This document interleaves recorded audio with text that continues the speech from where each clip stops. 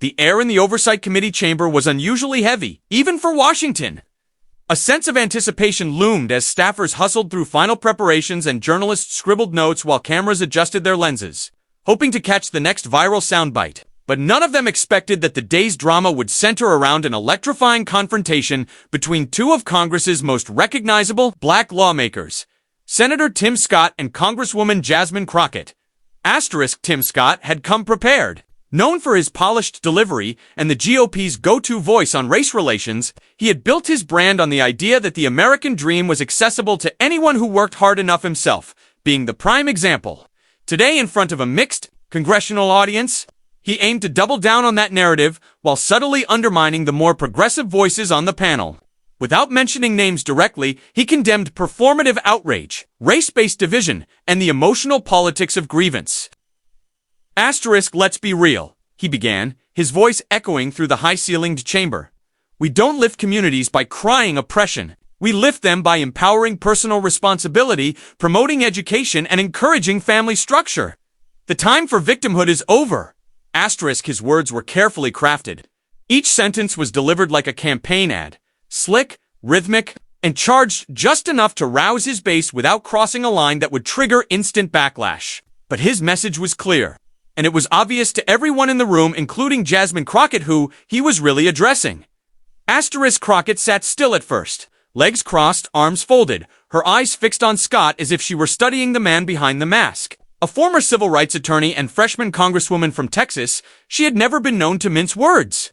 Her ascent to the national spotlight was powered not by cautious diplomacy, but by unrelenting honesty and a refusal to let polite politics silence hard truths. When Scott paused for a sip of water. Clearly pleased with the reception from his side of the aisle, Crockett leaned forward, pressed the mic button, and cleared her throat. Senator Scott, she said, her voice sharp but even, I have no issue with optimism. I have no problem with black success stories. But what I do have a problem with is using your story as a weapon against the rest of us. The room fell into silence. A few lawmakers blinked. Others looked down, suddenly very interested in their notepads. Scott raised an eyebrow, and a smirk crept onto his face. I'm not sure what you mean, Congresswoman, he replied with forced civility. You know exactly what I mean, she said, leaning in. You come in here and talk about victimhood like this country hasn't systemically denied opportunity to people who look like us for centuries. You dismiss collective struggle as if it's a myth. You talk about personal responsibility like that's ever been enough to overcome redlining, mass incarceration, or underfunded schools. Scott shifted slightly in his seat, still maintaining eye contact, but the confidence was waning. And here's the thing, Crockett continued, now gaining steam. You say you don't name names, but we all feel it.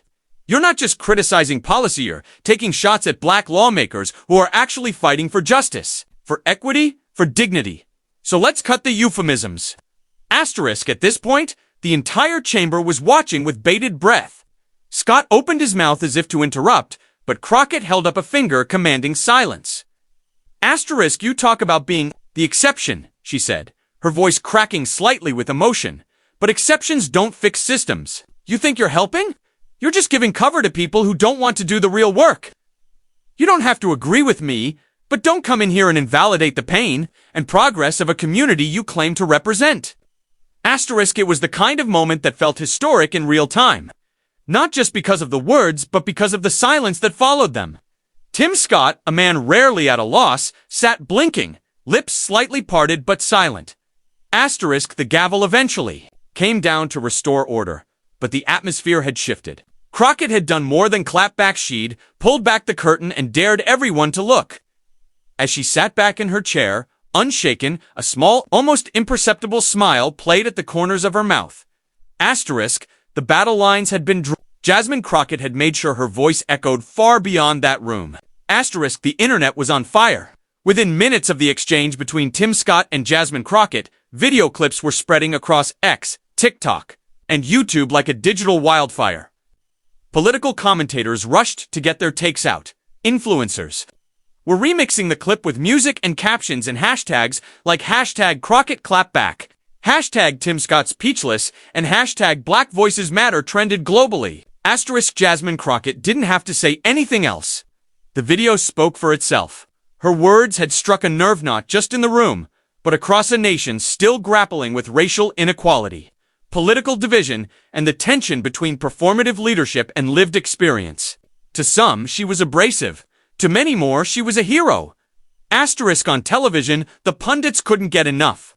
CNN replayed the moment with an emotional breakdown of the implications behind Crockett's words.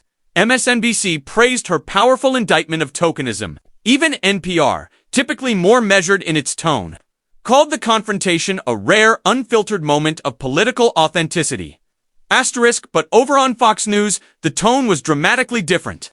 Several conservative hosts called Crockett disrespectful, divisive, and emotional. One anchor labeled her a race hustler, while another suggested she had humiliated a sitting U.S. senator. Yet their anger only fed the clip's momentum. Every time a new outlet weighed in, whether to support or condemn Crockett's platform expanded, her social media following surged. Grassroots donations poured in.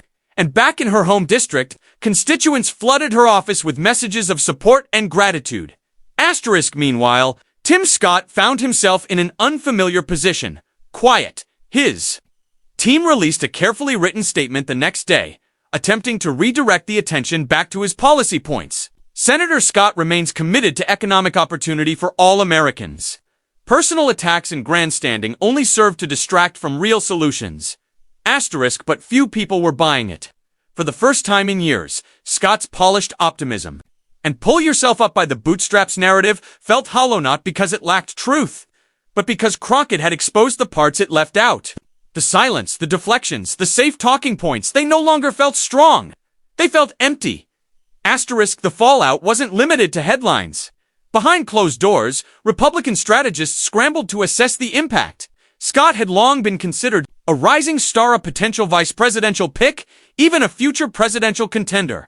But Crockett had cracked that image. He didn't look strong or visionary. He looked stunned, uncertain, human. Asterisk, Scott tried to recover during a roundtable event 2 days later. The setting was safe, friendly donors, local business leaders, and a few select members of the press. But during the Q&A, a college student raised her hand. Asterisk, Senator, she asked, when Congresswoman Crockett said you were used to make the GOP look not racist, how do you respond to that? Asterisk, there was a pause. For a moment, Scott's usual media training seemed to fail him. He looked at the student with tired eyes and said, everyone has their perspective, and while I disagree with her delivery, I can't deny that sometimes I've been the only black face in the room. That comes with pressure, some of it fair, some not. But I'm here because I believe I can make change. We may disagree on how, but I don't question her heart.